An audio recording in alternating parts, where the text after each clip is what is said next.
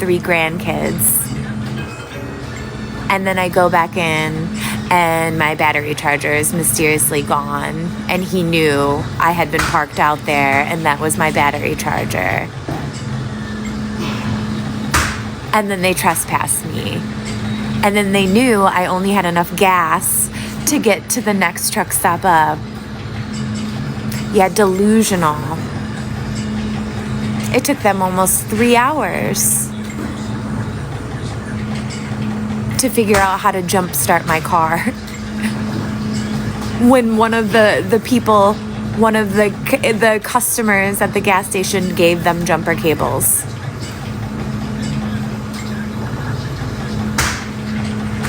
And they could have jumped my car with their truck faster than it took those police officers to try to figure out how to jump my car with their vehicles. They didn't even know how to access the battery in their vehicles.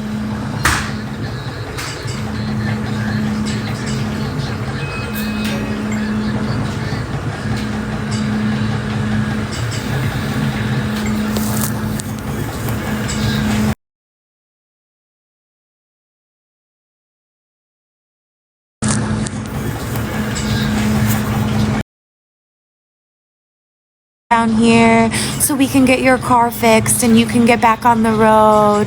That's a long drive. How long have you been here? And I told them all of this. I've already spoken to you. You already know.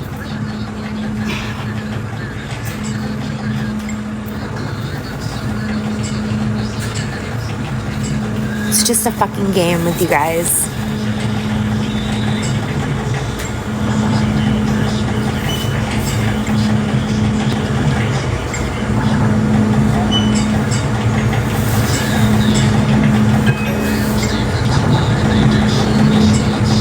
Through my job. I got this phone in 2021. I just bought this phone in 2021. Had it paid off. Got a credit for my old iPhone 8 that I had that didn't work. And as a new customer, a new Verizon customer, I got a discount. And my phone bill was only $50. And I got Disney Plus. Paid off this phone, spent like $300 that day, paid off this phone, paid off my other phone, only had a $50 bill. They gave me a $300, my iPhone 11 that was only a year old that I paid $400 for just a year ago because I lost my other one on a Cedar Point roller coaster.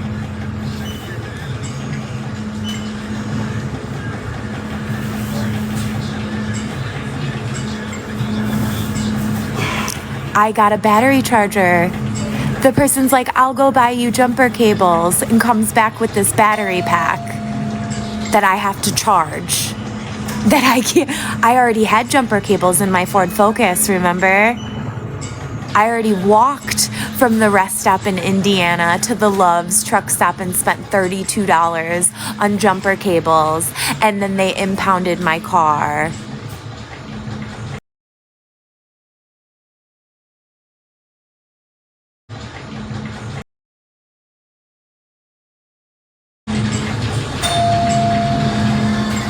And then when I got all of my personal property out of my car at the Saginaw City Rescue Mission, so I could get a job because they asked me to go get proof from the SSI office that I wasn't receiving Social Security disability and to apply for jobs. My caseworker told me to do this.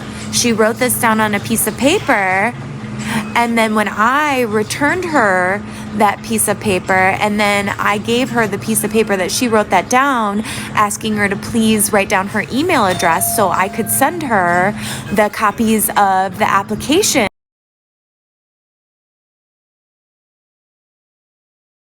Of the applications that I had $100 on all new scrubs that were in my totes, sitting in my car for almost 30 days.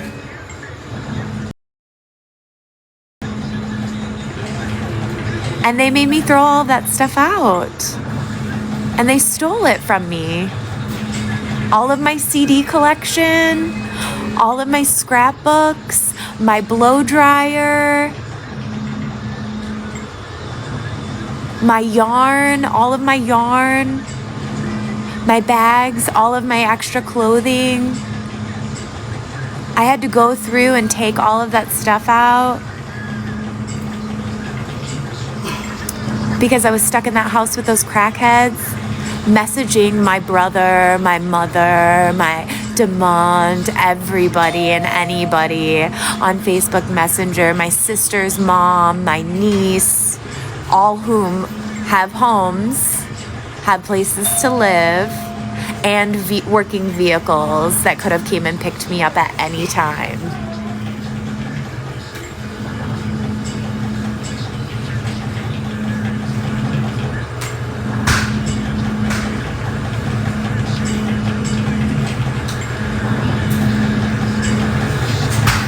Professional victim.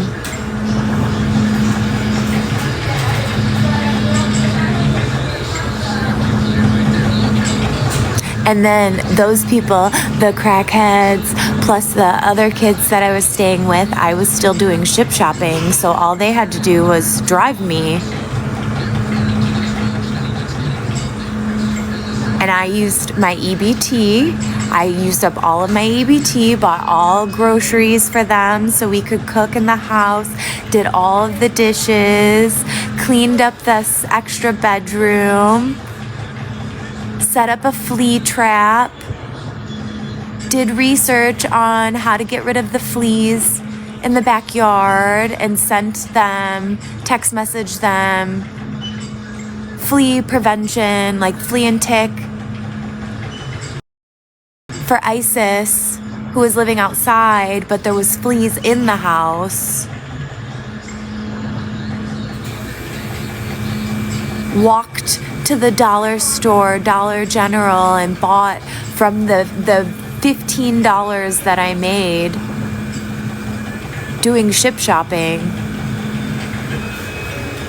Bought a shower curtain for them, did all of this stuff, and then they kicked me out, put all my personal property out on the porch, and then refused to give me my coat and they kept my other personal property so that I had to call the police. And the police took me back to the city rescue mission where I told them they have already kicked me out for doing nothing, for doing what they told me to do.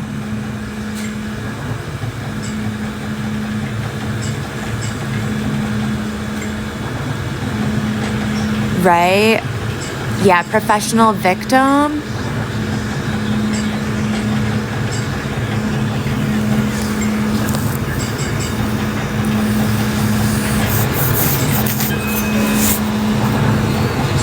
No, it's always for doing what I was supposed to be doing.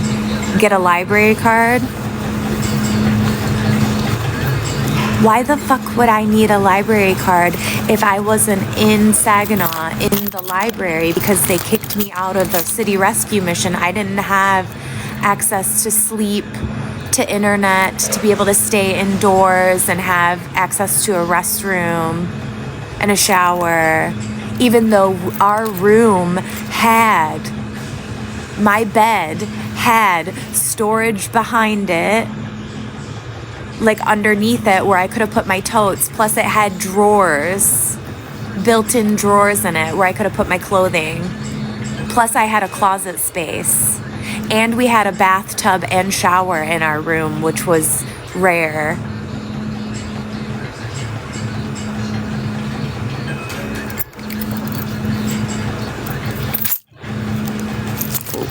Why do I have a Saginaw library card?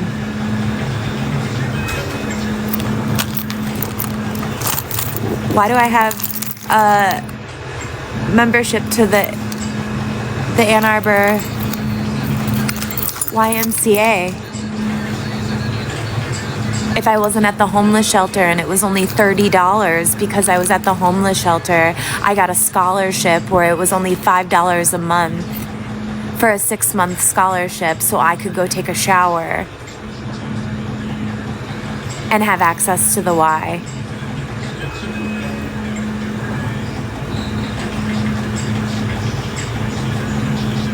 So I could work.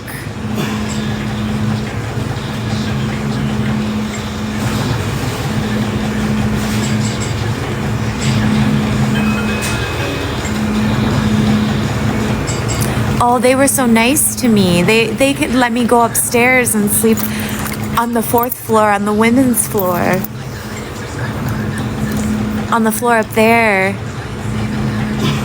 where it was quieter.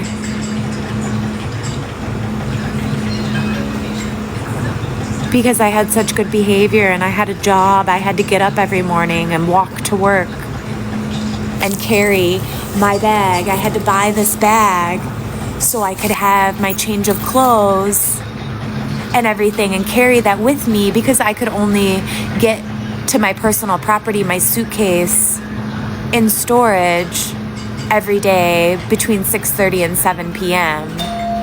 And then I had to carry my dirty clothes and my clean clothes with me all day. I could only have access to it once a day. So if I wanted to do my laundry, I would have to take my laundry out and sign up for laundry. Where my battery charger was stolen and my cord was stolen, so I couldn't charge my phone. I had to go buy another one.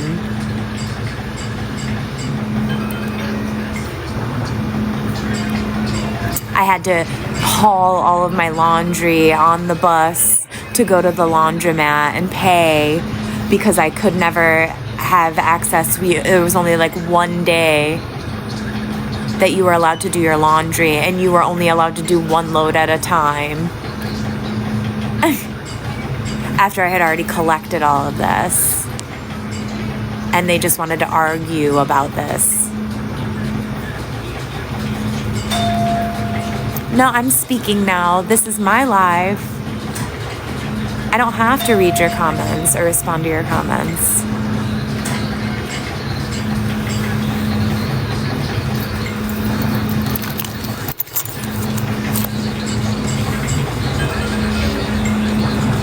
No, and I don't think I'll ever go back there.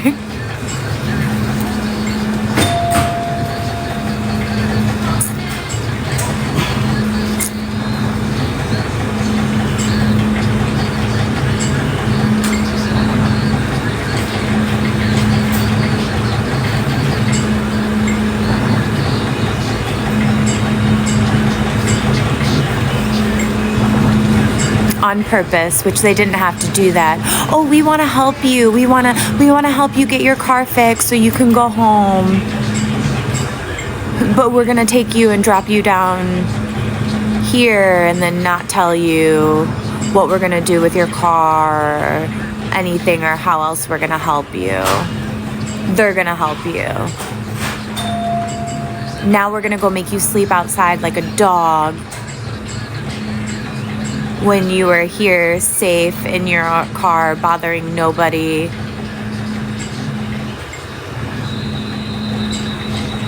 Actually cleaning up garbage and doing something positive for the community and the environment, since you didn't have a job and you couldn't do anything, and you already told all of these people your situation. And they have resources.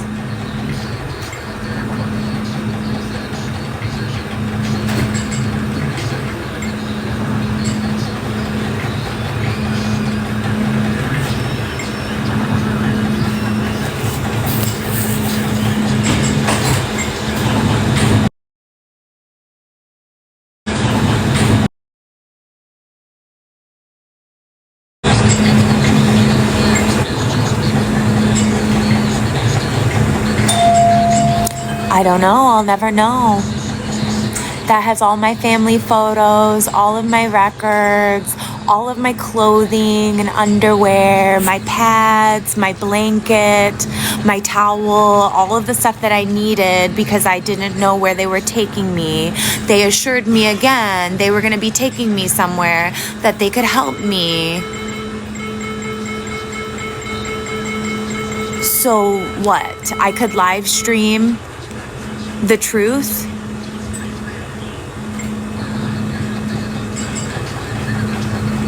Because they're not on their phones. It's not their job to promote resources and help for these people, jobs, help them find jobs, help them find housing. It's not their job there. It's their job to make them all sleep outside like dogs.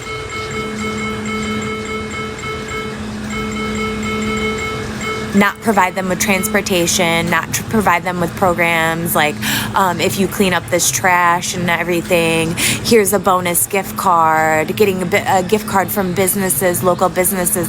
It's not their job. It's not their job to do that.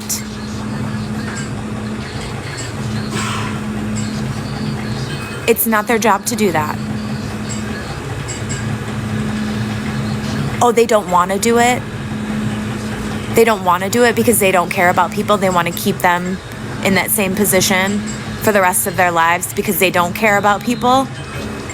They're doing that job because they don't care about other human beings.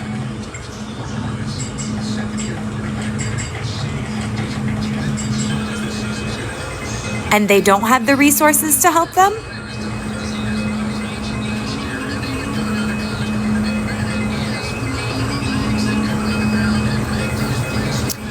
What about just going to court and ordering him to pay my equity and give me my personal property back like the law says? How long would that take? How long should that have taken?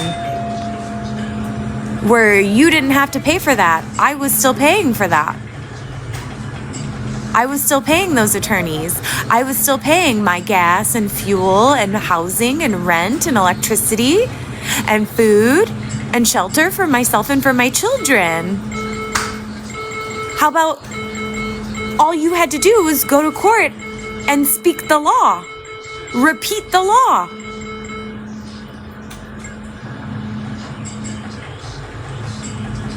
How long should that have taken? $2,500 an hour?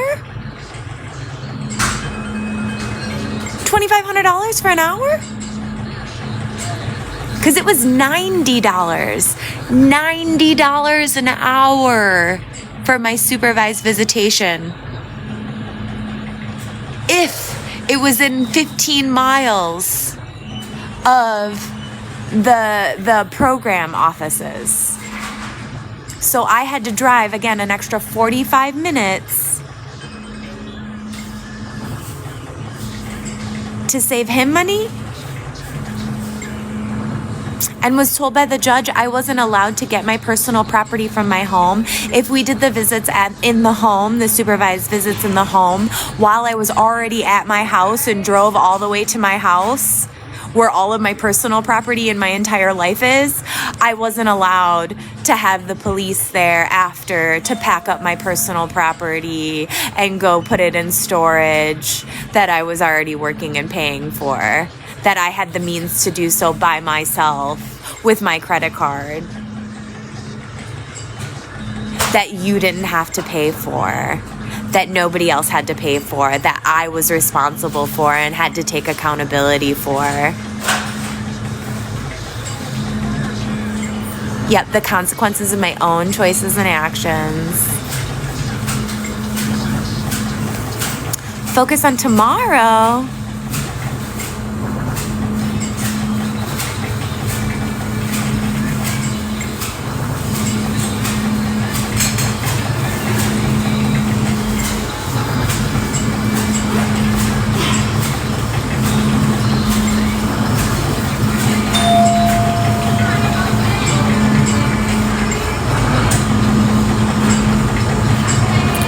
What do you mean 2020? This happened in 2021. Yep, nobody can help me but me. After I just said all of that. After I just said all of that. After I just said all of that. Thank you so much.